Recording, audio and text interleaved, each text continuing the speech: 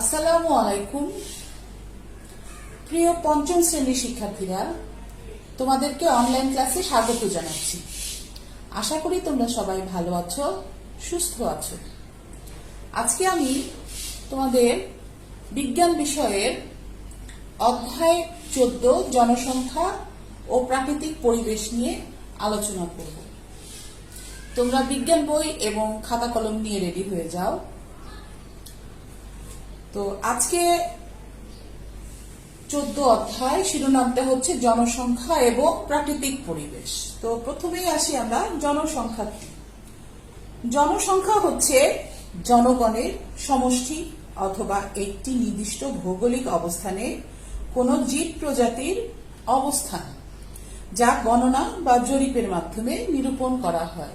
এখন আমরা যদি সহজ করে বলি তাহলে বলতে পারি কোন দেশের ছোট বড় ছেলে মেয়ে পুরুষ মহিলা মিলে যে মোট লোক সংখ্যা হয় তাই হচ্ছে জনসংখ্যা। তার মানে কোন একটা দেশে ছোট হোক বড় হোক ছেলে মেয়ে পুরুষ মহিলা সবাইকে মিলে যে মোট লোক সংখ্যা সেটাই হচ্ছে সেই দেশের জনসংখ্যা। আর প্রাকৃতিক পরিবেশ বলতে আমরা কি বুঝি, যে আমাদের আশেপাশে কোনগুলো প্রাকৃতিক পরিবেশ, যে আমাদের আশেপাশের গাছপালা, নদী নালা, পাহাড়, বন, এগুলো হচ্ছে আমাদের প্রাকৃতিক পরিবেশ। জীবজন্তু, এগুলো হচ্ছে আমাদের প্রাকৃতিক পরিবেশ। এখন প্রথমে আমরা আলোচনা করব জনসংখ্যা বৃদ্ধি এবং জনসংখ্যার ঘনত্ব নিয়ে। তো প্রথমে আমরা জনসংখ্যার বৃদ্ধি নিয়ে আলোচনা করছি।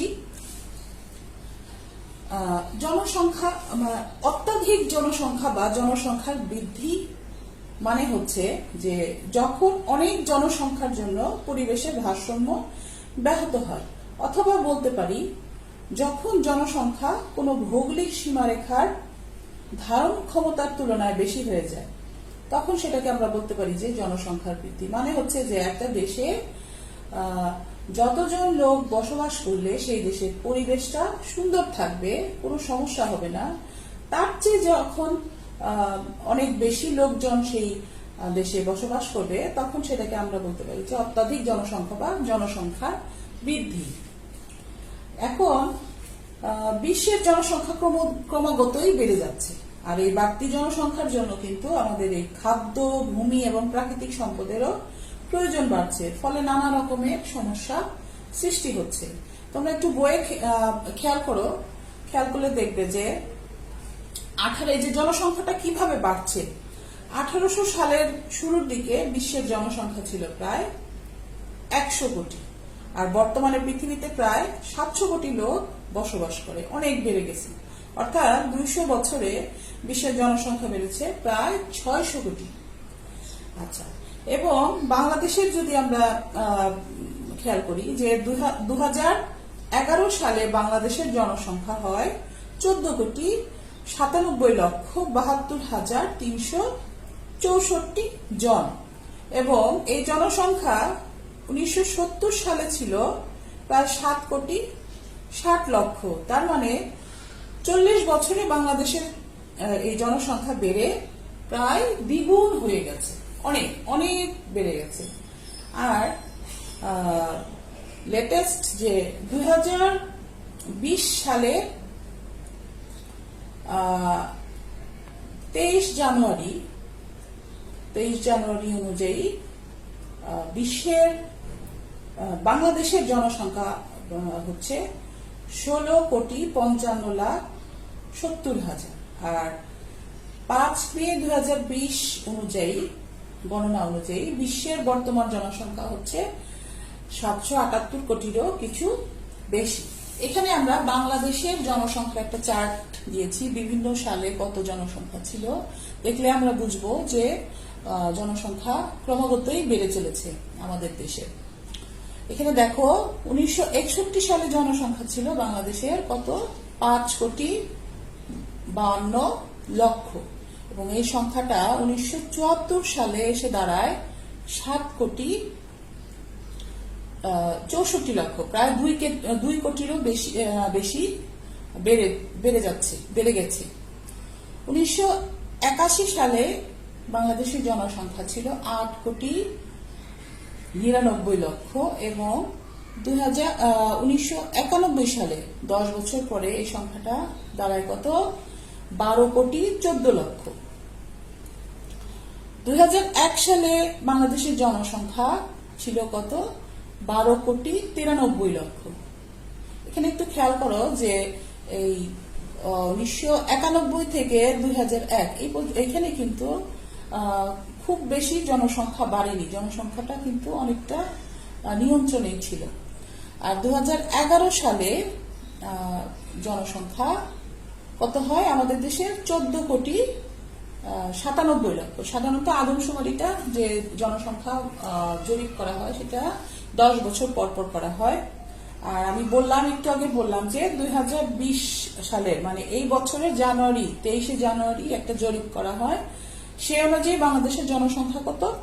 16,55,70,000। তাহলে এবার আসি আমরা জনসংখ্যার ঘনত্ব নিয়ে।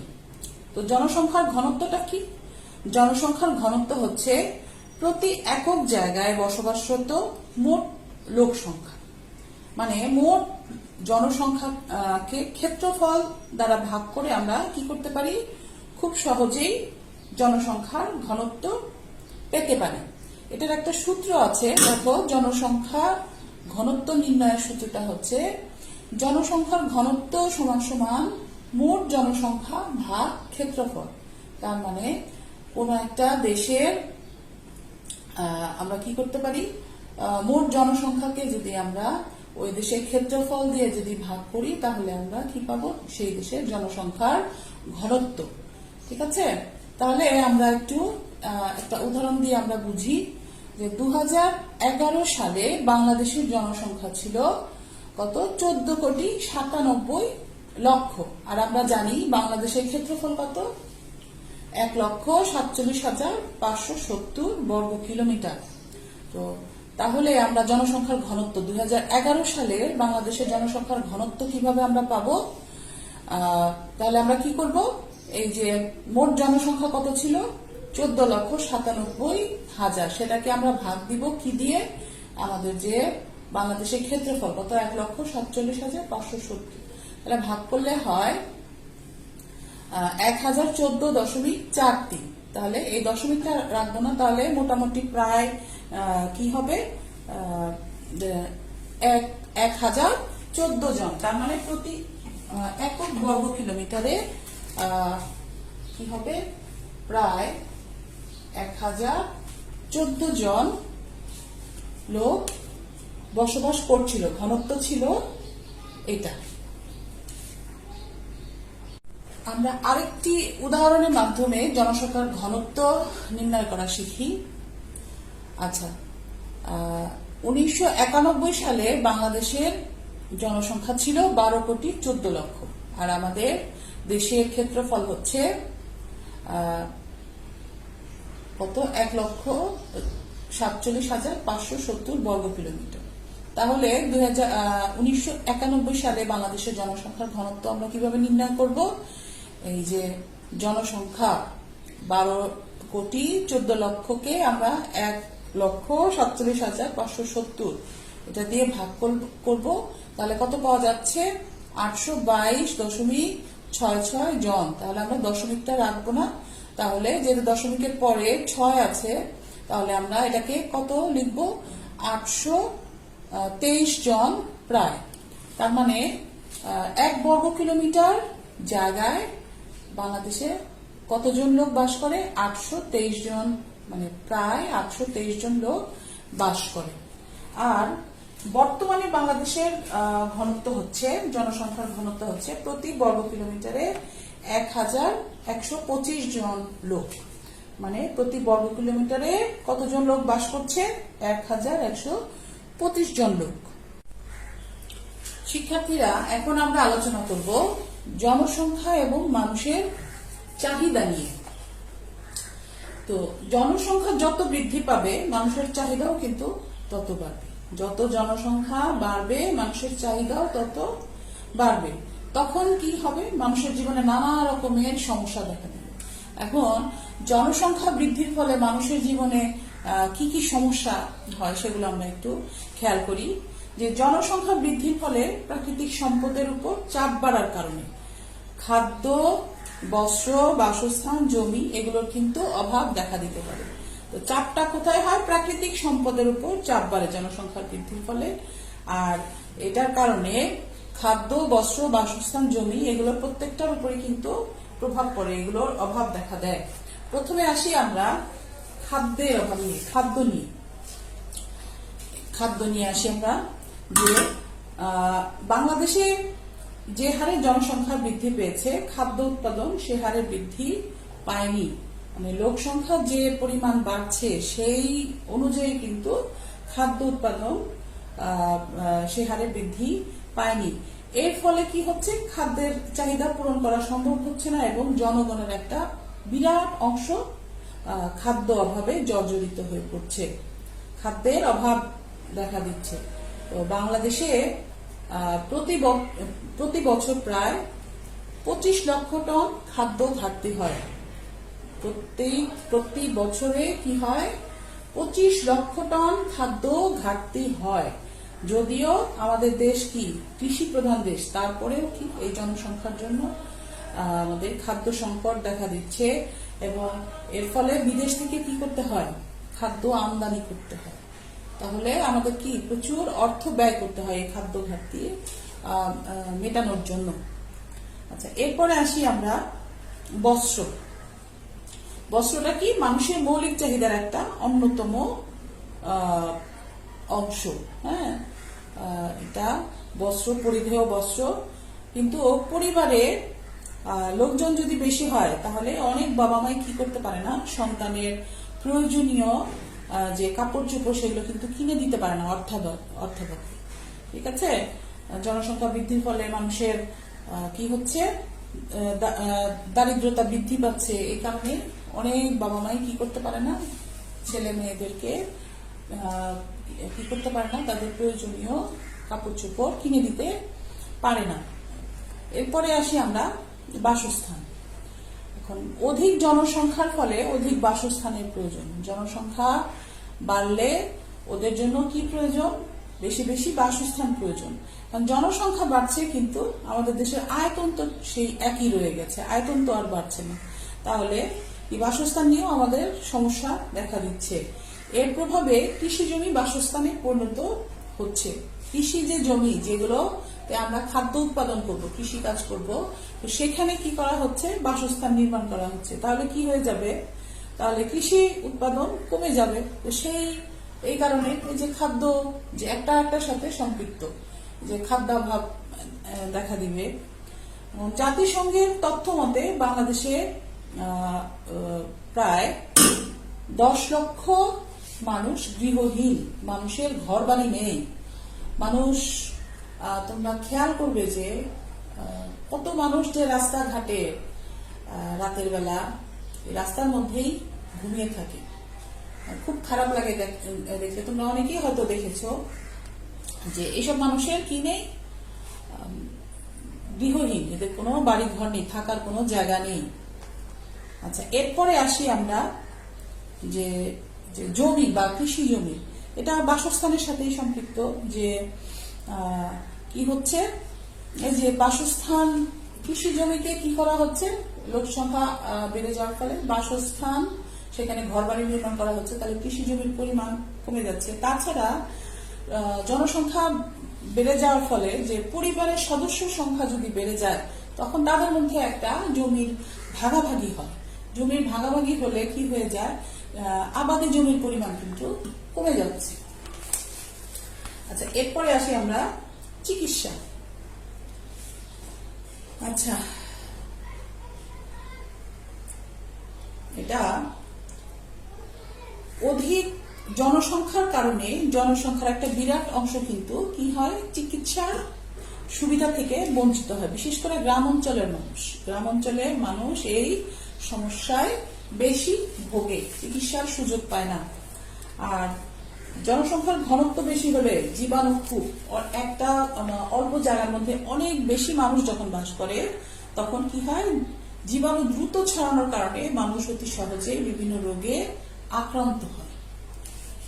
এরপরে আসি আমরা শিক্ষার ক্ষেত্রে। শিক্ষার যে সুযোগটা, অধিক জনসংখ্যার কারণে দরিদ্রতা বৃদ্ধি পাচ্ছে এবং গরিব বাবা মায়েরা কি করতে পারে না, তাদের সন্তানের লেখাপড়া করাতে পারছে না টাকার অভাবে।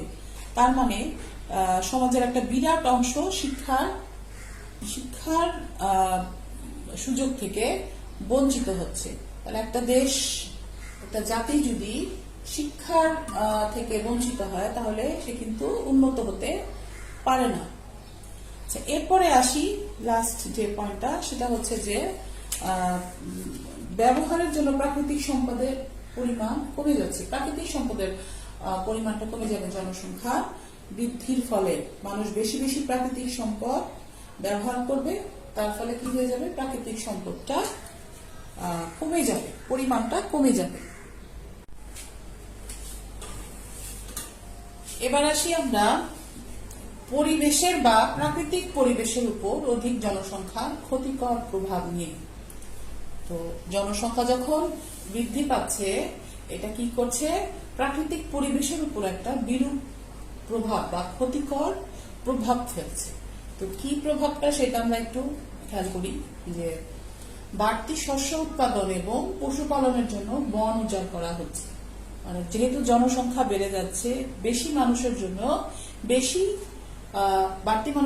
বাড়তি শস্য উৎপাদন করতে হচ্ছে এবং পশুপালন করতে হচ্ছে। এর জন্য কি করা হচ্ছে, বন উজাড় করে ফেলতে, বন কেটে সেখানে এই শস্য উৎপাদন করা হচ্ছে, পশুপালনের জায়গা তৈরি করা হচ্ছে। এরপর বাড়িঘর, রাস্তাঘাট এবং কলকারখানা তৈরিতে অধিক জমি ব্যবহার করা হচ্ছে। যেহেতু জনসংখ্যা বেড়ে যাচ্ছে, তাদের জন্য অনেক বাড়িঘর দরকার হবে, বেশি লোকজনের জন্য রাস্তাঘাট নির্মাণ করতে হবে, কলকারখানা নির্মাণ করতে হবে। এর জন্য যে ফসলের জমিগুলো, সেগুলো বেশি পরিমাণে ব্যবহার করা হচ্ছে, তার মানে জমিটা কমে যাচ্ছে। বাসস্থান এবং কাঠের চাহিদা মেটাতে গাছপালা বিনষ্ট। মানুষ সে সংখ্যা বেড়ে যাওয়ার ফলে বাসস্থান নির্মাণ করতে এবং যে মানুষের যে কাঠ দরকার হয় বিভিন্ন আসবাবপত্র তৈরি করতে, সেই চাহিদা মেটানোর জন্য গাছপালা কেটে ফেলা হচ্ছে, তার মানে গাছপালা বিনষ্ট হচ্ছে। অধিক ফসলের জন্য রাসায়নিক সার এবং কীটনাশক ব্যবহারের ফলে নদী এবং পুকুরের পানি দূষিত হচ্ছে। এখন জনসংখ্যা যেহেতু অধিক, জায়গাও কম, এখন এই রাসায়নিক সার এবং কীটনাশক ব্যবহার করে যাতে অধিক ফসল ফলানো যায় সেটা করা হচ্ছে। আর এগুলো রাসায়নিক সার বা কীটনাশক এগুলো নদী এবং পুকুরের পানিতে গিয়ে পড়ে কি করছে, সেই পানিটাকে দূষিত করে ফেলছে। এখন এছাড়া যে গৃহস্থালীর যে আবর্জনা এবং কলকারখানার বর্জ্য, সেগুলো কি করছে, পানিটাকে দূষিত করছে। আর এতে যে জলজ প্রাণী এবং উদ্ভিদ সেটা ক্ষতির সম্মুখীন হচ্ছে। এরপরে যে এই যে এখানে রাসায়নিক সার ব্যবহার করছে, আবার অধিক মাত্রায় খাদ্যশস্য এবং ফসল ফলানোর জন্য একই বছরে একাধিকবার চাষ করা হচ্ছে। একই জমিতে বারবার চাষ করা হচ্ছে, এতে কি হচ্ছে, জমির উর্বরতা নষ্ট হয়ে যাচ্ছে। তারপর অধিক জনসংখ্যার জন্য প্রাকৃতিক গ্যাস অতিরিক্ত ব্যবহার করা হয়, ফলে সম্পদের অপচয় ঘটছে। তারপর বায়ুমণ্ডলে ক্ষতিকারক গ্যাস, কার্বন ডাই অক্সাইড, এগুলো বায়ুকে দূষিত করছে। আমরা জানি যে আমরা নিঃশ্বাসের সাথে কি ছাড়ি, কার্বন ডাই অক্সাইড ছাড়ি। যখন লোক সংখ্যা অনেক বেশি হয়, তখন বায়ুতে কি হয়, ক্ষতিকারক কার্বন ডাই অক্সাইডের পরিমাণ বেড়ে যায়, সেটা বাতাসকে দূষিত করে। তারপর আর কি আছে, যে অধিক সংখ্যক ডিজেল চালিত যানবাহন চলাচলে কার্বন ডাই অক্সাইড সহ নানা রকম ক্ষতিকর গ্যাস বায়ুতে মিশে বায়ু দূষণ হচ্ছে। অধিক সংখ্যক যানবাহন, ডিজেল চালিত যানবাহন, যেহেতু মানুষ বেশি, তাহলে এদের জন্য অধিক যানবাহন চলাচলের ব্যবস্থা রাখতে হয়। তো এই ডিজেল চালিত যানবাহন ব্যবহারের ফলে কার্বন ডাই অক্সাইড সহ আরো যে ক্ষতিকর গ্যাসগুলো সেগুলো কি করে বায়ু দূষণটা করে ফেলে। তারপর যে বনভূমি ধ্বংস করছি আমরা, বন উজাড় করে ফেলছি খাদ্য শস্য উৎপাদন, পশুপালন বা রাস্তাঘাট কলকারখানা নির্মাণের জন্য। এর ফলে ভূমিক্ষয় এবং ভূমিধস হয়। এই বনভূমি ধ্বংস হলে মাটির যে ক্ষয় সেটা হয় এবং ভূমিধস, নিচে নেমে যায়, ভূমিধস হয়। তাছাড়া জীবের আবাসস্থল ধ্বংস হয় এবং জীব ধীরে ধীরে বিলুপ্ত হয়ে যায়।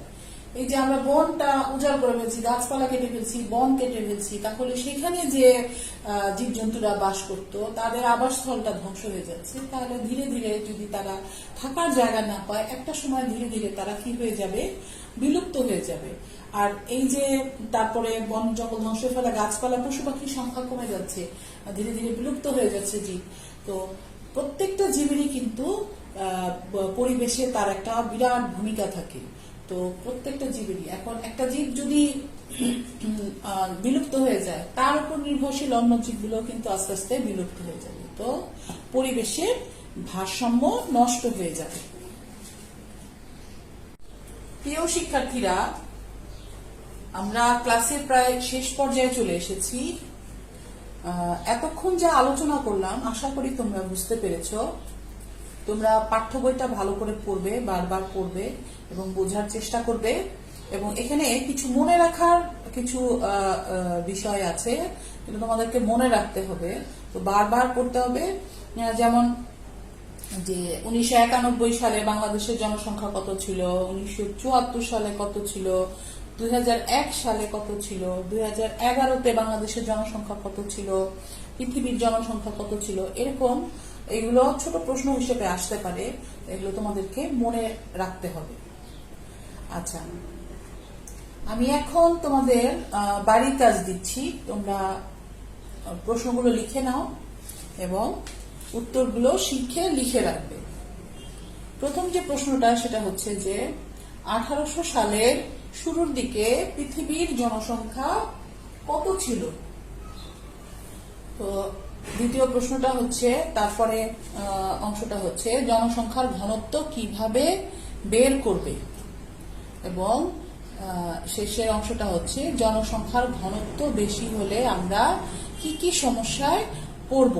এটা প্রথম অংশের জন্য 1, দ্বিতীয় অংশের জন্য 2 এবং তৃতীয় অংশের জন্য 3 আছে, মোট 6 নাম্বার। এই প্রশ্নটায় একটা বড় প্রশ্ন, 6 নাম্বার।